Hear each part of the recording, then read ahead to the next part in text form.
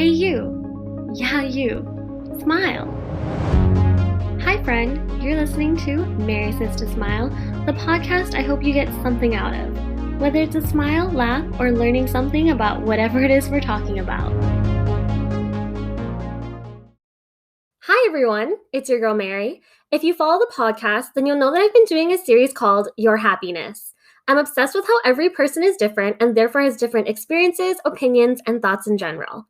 Happiness is the best thing, and maybe these mini interviews will inspire you to go find your happiness.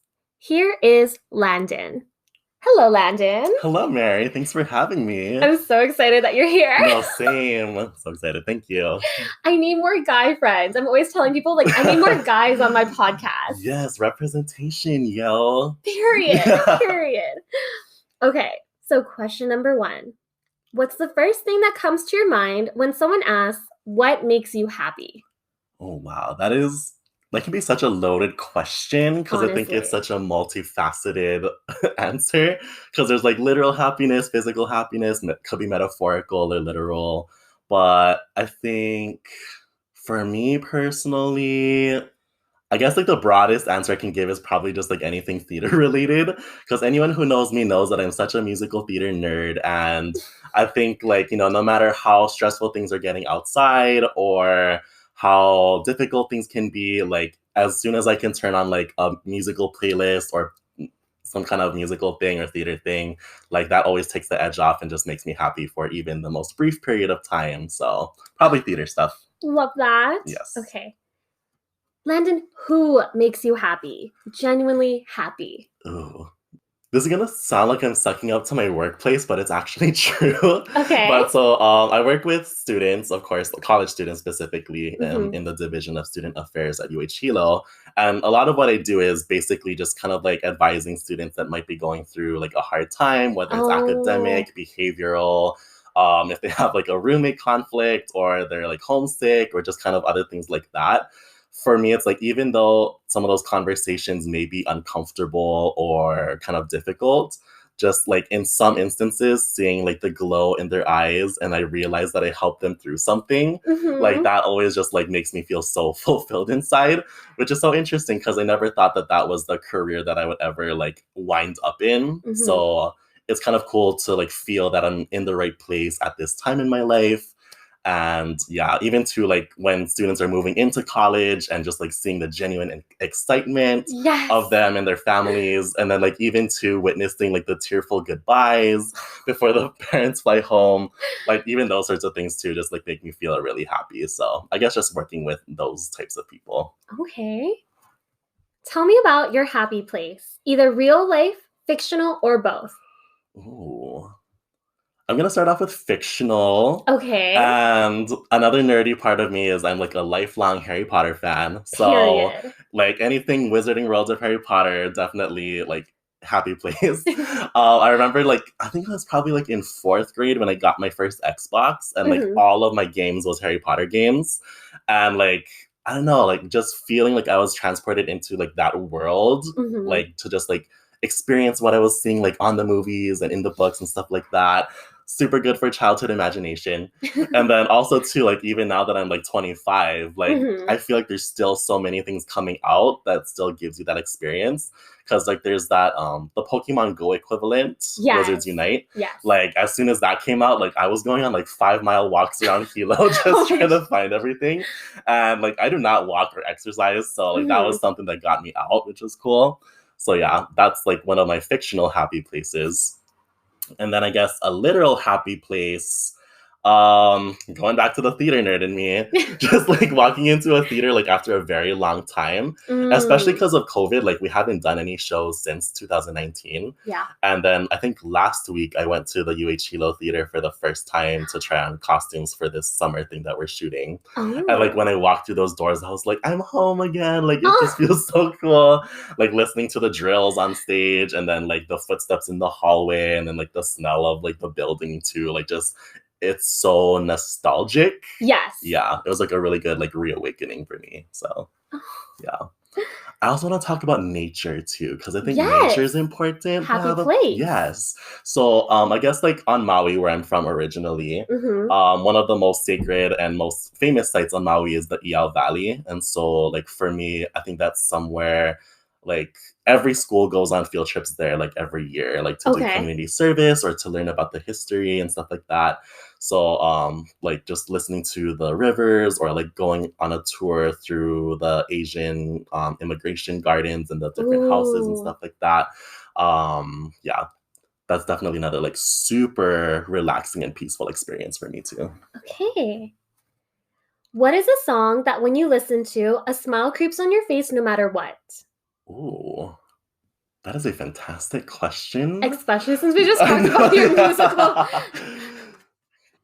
Like, do you have a go-to, like, I'm so sad right now, I need a little pick-me-up? Or one of my friends Yeah. was like, a song that just when she, like, is walking around, she hears it, she starts cracking up or smiling. Okay, now that you say that, I would probably have to say like a Fifth Harmony song, like "Work from Home," Yes. because another.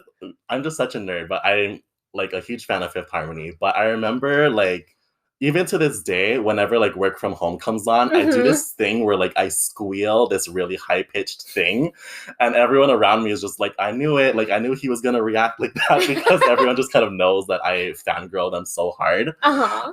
I remember too, like one time we were in Kaya's class for I think jazz or dance ensemble, one of the probably jazz because we do warm ups there. Yeah. But like again, I'm not the most fit and athletic person, so we'll be doing like warm ups, Ugh. stretches, abs, and I'm like dying. And I remember one day she like changed her playlist, and Yes. then Boss came on, and I was like reawakened. Oh my god, squealing, fangirling, and then I have energy. Yeah, Sharyse was looking at me like I was crazy, and I was like, you know, you don't understand. Like this just pumped so much life into me. So there's that. Also too, I think probably like a Hawaiian song that just reminds me of home a lot, which is probably Hano Hano o Maui by Kelly Irishel. Just because that like it's a song that kind of talks about like a lot of different places around Maui, well-known sites and like historical, cultural kind of things. So every time I hear it, it just kind of takes me back to that point in my life. So that's always another good thing too. In terms of genres, so I have my pop side and my Hawaiian side. So yeah. I also just want to say, like, don't call yourself a nerd. I mean, I guess it's kind of just an adjective, but it's not nerdy. I know, like, everyone is obsessed with Harry Potter, and everyone loves Fifth Harmony. So you're not a nerd, Landon. You're amazing. I appreciate you saying that. Thank you. Okay. So what is a food that can make even the darkest moments in life a bit more bearable? Even though I'm a picky eater, like I have a very eclectic food taste. So like right now, I think a lot of people know my obsession is boba. So like that can always make me feel happier. Okay. But I think in general, kind of weird that I keep talking about Maui too. But No. so being that I've lived in Hilo for I think 8 years now, like I always get excited to go back home to like eat the foods that I miss a lot. There's this particular place on Maui called Sue's Chinese Kitchen. And it's not a very like well-known place. Not a lot of people like prefer it compared to other Chinese places. Okay. But for me, it's like I love like their food choices. So every time I go back to Maui, and that's like always the first stop that I go to. And it's a family-owned restaurant, kind of like this hole in the wall kind of thing. Yeah. But like it's great customer service. The food is so delicious. And yeah, like every time I go back to Maui, I have to go there like at least 2 or 3 times before I come back to Hilo. You walk through the doors, you're getting your plate. What are you getting? Okay, so I get the same thing every single time, but it's chow mein, and I love it because theirs has the perfect noodle to vegetable ratio. Like every other place I go is like too much vegetables for me. And then I also get their fried rice because half and half can't go wrong. Period. And then orange chicken because it's a lot like sweeter than other places I've had, like that are a lot more spicy. So I like that kind of more mild taste to it. And then their wontons are always like super delicious, like perfect level of crispy, not too oily, perfect amount of filling inside. So just that too. Yeah. Okay. So tell me about a moment where you knew that you were blissfully content with life and the world seemed golden. Ooh, that is such a good question with like so much imagery in there. Thank you. I gotta say, This is actually when we met, spring 2017 in dance ensemble. Uh-huh. So at that point, I was going through like a lot of difficult things in my life. So there was like family issues, personal issues. I was going through my first heartbreak. So yeah, it was so difficult. And then for me, I was like just very desperate to like feel included in something again. And then I auditioned for dance ensemble totally on a whim because, you know, I had only ever taken like one semester of jazz before that. Right. So I did not think that I ever stood a chance. But I knew that that was Auntie Jackie's last show, yeah, because she was retiring for Evita. And then I also saw, I think in the audition notice for Celeste class that they were going to do like the 35 years of Jackie. And then everyone knows that dance ensemble has like the best great choreography and choreography. Yes. Yeah. And I was like, okay, like, you know, it's my senior year. I should like just give it a shot. Like, what could go wrong? And then I remember like, I think we were learning, what was it? Stand back. No, it wasn't. Oh, rolling. No, it was from the 35 Years of Jackie one. Oh. Gosh. Not the country one. What was it called? Oh my gosh. There's no business like show business. Yes. That one was like so full of like this like really quick footwork that I could not get. And I was like, oh my God, like I'm not gonna get into this class, but that's okay, because you know it's not the end of the world. Like I'm still in other performing arts classes, whatever. And I was like shook when Celeste emailed me that I was in, and I was like, oh my God. And then like that wasn't the end of it too. Like I'm always very intimidated by dancer people because like, you know, on Glee, like when they went to college, the dancers were kind of like the jocks of performing arts school. So I was like, oh my God, these girls are probably gonna be like so mean and like they're gonna make fun of me for my lack of dance ability. But actually y'all were like so freaking nice. And then, yeah, so I think like after that whole semester, just like meeting you, Sharyse, Keala, Miu Miu, Polani, like all those people, like such a fun semester. So and then having two like longtime dancers like Kawai, Scott, and Lawrence just like encouraging me and like helping to build me.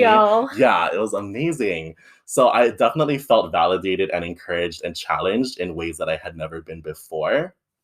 And then too, like even though like the toxicity in my life was still a thing, like doing all of that stuff with you guys, like was kind of like a form of escapism. Like I didn't have to worry about all of that. And it's even too like sometimes when I'm cleaning out my camera roll, like there's so many pictures that I have from that semester where like the smile on my face, that's you can't find it on any other pictures that year in my camera roll. So all of those memories that I made with that particular class was like definitely something. And I think, what was it? Probably like the fact that we were so busy because we had like 7 Evita shows, then we had to go right into 35 Years of Jackie and then into Great Leaps. Like it was like a really cool way to keep busy and to keep challenged. And yeah, I just at that particular time in my life, I was like, this is it. Like this is what happiness feels like again. So yeah, that particular year was such a good like reawakening for me. Okay. Yes. So last question. Okay. Do you have a favorite quote that is either uplifting or makes you feel powerful? I do. Yes. Okay. So this is from Harry Potter, and it is happiness can be found in the darkest of places if one only remembers to turn on the light. Period. And then kind of related to that, just a couple nights ago, I was watching, there's this America's Got Talent audition that's trending right now. Okay. So it's this girl and she's battling cancer and she sang like one of the most awesome like original songs that they've seen on the show. And like the judges were deliberating and stuff like that, like talking with her. And then she was like, you can't wait for your life to stop being hard in order to like be happy. Yeah. So I think like those two kind of go hand in hand together because it's kind of like this constant reminder that even like when you're stuck in this place, that you do have like some level of control and choice to like at least like try to find like that light switch to bring some light into your life at that particular point. Kind of too like with that experience I was just talking about, like going through those family issues and personal issues, being like, okay, like what can I do to help myself not feel this 24/7? And then the answer to that was definitely just trying something new and then chase new experiences.